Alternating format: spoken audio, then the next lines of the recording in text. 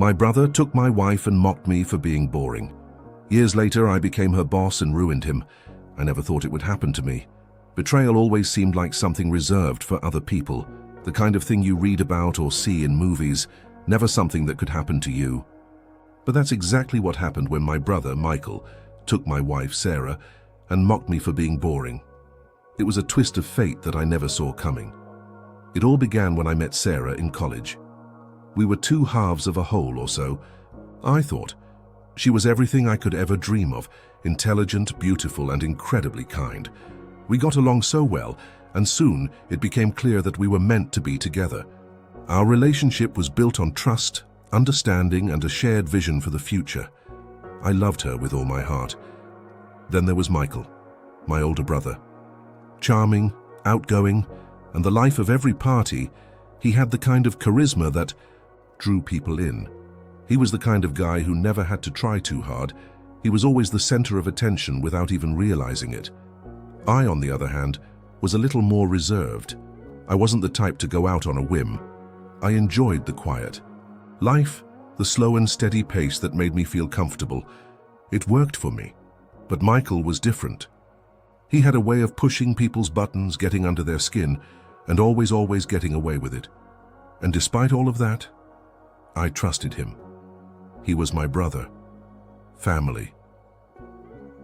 When Sarah and I married, Michael was my best man. I never questioned his role in our lives. He was there to celebrate with us, and I had no reason to doubt him. After all, we were family. We had each other's backs. Or so I thought. At first, it seemed harmless. Michael would often joke around with Sarah. They shared a similar sense of humor, and their bond was easy to ignore. I told myself it was just friendly teasing. They'd spend time together, laughing, enjoying each other's company, and it never crossed my mind that there was anything more to it. But things slowly started to change. It began with small things. Sarah would spend more time with Michael than with me. I'd come home after work, and they'd be laughing together on the couch, sharing some private joke. I didn't think much of it at first. I thought it was just the dynamic they had, brothers and sisters or whatever it was. But one day it became clear that something was wrong.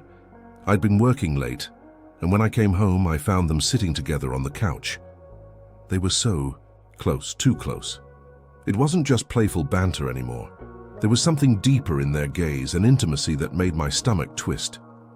I didn't want to believe it, but I couldn't ignore the gnawing feeling in my gut.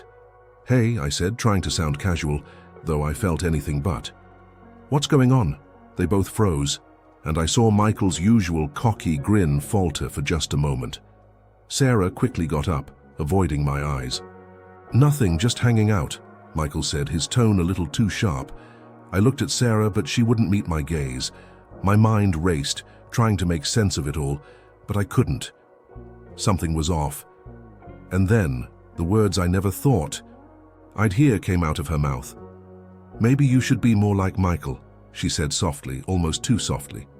"You're so predictable, so safe." I stared at her, trying to comprehend what she was saying. Michael, on the other hand, was grinning now, that smirk that always made my skin crawl. "I'm just trying to have some fun, man." "You're always so serious," Michael added. "Life's too short to be boring." Those words, boring, cut through me like a knife. They didn't seem like a joke anymore. There was no warmth in her voice. I could feel the distance growing between Sarah and me, and it was suffocating. "Sarah, what are you talking about?" I asked, feeling my voice crack as the weight of the situation hit me. "What's going on with you two?" For a long moment she didn't say anything. Then, with a sigh, she finally spoke. "I've been thinking," she began, her voice quiet. "Maybe we're just not right for each other. I'm not happy. And Michael makes me feel alive in a way you don't. You're predictable, safe. And I need more than that. I need excitement." I felt like I had been hit by a truck. I couldn't comprehend what she was saying. She was leaving me for my brother? I turned to Michael, my own flesh and blood, and the betrayal hit me like a ton of bricks. How could he? How could he do this to me? The rest of that night was a blur. I didn't know what to say, didn't know how to process what was happening. I left the house. I needed to escape, to clear my mind. I didn't want to confront them, didn't want to hear any more of their excuses. I drove aimlessly, lost in my own thoughts, struggling to understand how my life had fallen apart so quickly. The following days were a blur of anger and confusion. Sarah moved out, moving in with Michael. I was left alone in a house that no longer felt like home.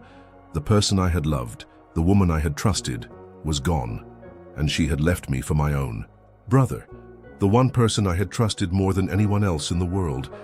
I tried to reach out to Sarah, but she wouldn't speak to me. And Michael, well, he was enjoying his victory. He reveled in it, his smugness radiating every time I saw him, every time he crossed my path. I fell into a dark place. For a while, I couldn't function. I was lost. But then something inside me changed. I realized that I couldn't let them win. I couldn't let their betrayal define me. I poured myself into my work. I focused on building something of my own, something that was entirely mine. Slowly but surely, I built a company, a tech company that became a leader in the industry. I worked tirelessly day and night, determined to show myself and the world that I was better than the life Sarah and Michael had taken from me. Years passed, and the pain of the betrayal still lingered, but I was no longer the man I had been. I was stronger, I was more determined, and when the opportunity came for me to hire for a new position, head of marketing, I knew exactly who I wanted. I called Michael. It had been years since I'd spoken to him, and I could hear the hesitation in his voice when he picked up. "Hello? Michael," I said, keeping my voice cool. "I'm looking for someone to head up marketing at my company. I thought you might be interested." I could hear the shock in his voice. "You're offering me a job?" "I am," I replied. "But let's be clear. You're not going to get special treatment. You'll be working under me. And I expect you to do your job. No games, no manipulation, just work." He tried to play it off, but I could hear the unease in his voice now. "You know, man, I've changed. I'm not the same guy I used to be." I didn't want to hear his excuses. "You're going to work for me. If you want the job, take it. If not, well, that's your decision." The meeting was set for the next day. When Michael walked into my office, I could see the shock in his eyes. The same man who had once laughed in my face now stood before me, visibly uncomfortable in the lavish office I had built. The power had shifted. And I loved it. "Surprised?" I asked, a small smile tugging at my lips. "I didn't expect this," he admitted, clearly trying to regain some of his usual cocky demeanor. "But you know, things have changed for me too."